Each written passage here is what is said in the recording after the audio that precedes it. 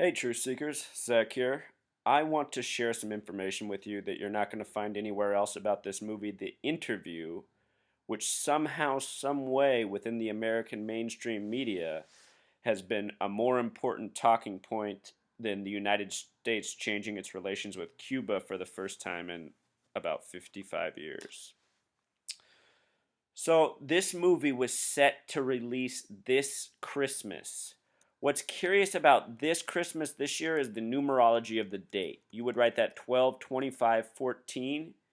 12 plus 25 plus 14 equals 51. And if you watch my blog, you know that the word conspiracy equals 51 with Pythagorean gematria. Think of Area 51. The math is right there.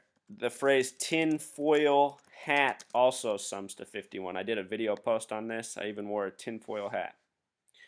So this year, Christmas comes on a date with a numerology of 51 for conspiracy.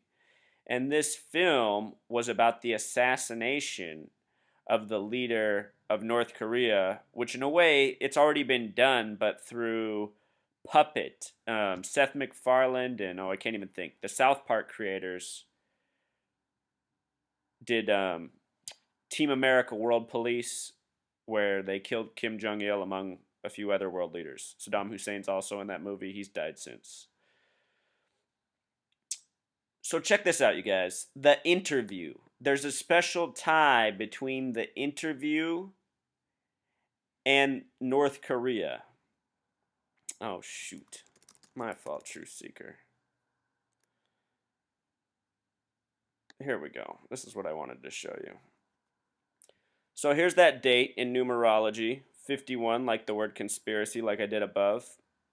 The other way, where you just sum digit for digit, it equals 17. The word kill equals 17, as does the word mason, as does the word God with Pythagorean gematria. So check this out, though. The word interview has a gematria of 53, just like the name North Korea. And that has become a very important number lately. Currently, Barack Hussein Obama, the 44th president, is 53 years old. Recently, John Boehner, before the November 4th elections, was making quotes involving the number 53. In Jewish gematria, 53 sums to hell. Okay. So with regards to President Obama, he's also the 44th president. The word kill in simple English gematria, K is the 11th letter, I is the 9th, L is the 12th, L is the 12th. Kill sums to 44. And if you can recall, the 44th president ran on hope. Hope also happens to be a 44 word. 8 plus 15 plus 16 plus 5. 44. So Barack Hussein Obama, the 44th president, and one whose assassination is well plotted and going to occur at some point. What I'm saying, Truth Seeker, is that it was plotted before he even took the office. We are living out a script. The 44th president was always going to be assassinated. The first president to ever die in office died on April 4th, 1841. That was William Henry Harrison, the 9th president. The next president to die in office will be the 9th president to do so. 9th to die in office. Maybe I'm wrong. I could always be wrong, but I truly think based on all the information that's out there, it seems obvious that this is going to happen. So anyhow, this movie, The Interview, that just got canceled for its Christmas release, has a $44 million budget. And they keep flashing this number in the news. Would you believe it? Would you believe it? 44, 53. So anyway, this North Korea theme, this North Korea attacking the United States is not a new theme.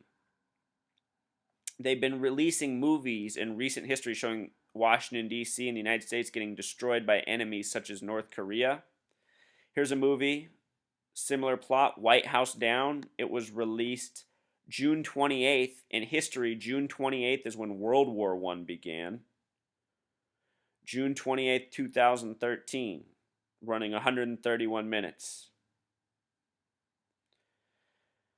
Similar movie that also came out in 2013, came out on March 22nd, 322 Yale Skull and Bones, running 119 minutes, like the phrase Star of David, much like 9/11, much like 11/9, day of September 11th, and the day the Berlin Wall fell. This film's called Olympus Has Fallen. Again, Washington, D.C. is destroyed in this movie. Lots of parallels from movies to the real news. Think about what they do with North Korea on the nightly news. It seems like for the past decade, they've really bolstered up Iran and North Korea as a possible enemy to go to war with. We've heard a lot of talk about that for a decade now. Even more than a decade, really. Pretty much the whole post 9/11 era. And what I think they've been doing to us is conditioning us for what's scripted and eventual. So there it is, Truth Seeker. It's hard to believe that this movie is more important to talk about as a nation than a long-standing rigid policy between the United States and Cuba. But that is what it is in present-day America, and by it being that way, it's part of how I woke up, and also part of why I'm so surprised more people aren't awake. I recall in the days after the second Iraq war beginning, being bombarded with stories about a dead porn star from the past. And then that story went on and on for months, in the same way the Tiger Woods scandal went on. While meanwhile, real stuff's happening in the world that we really should know about. All right, Truth Seeker. Till next time.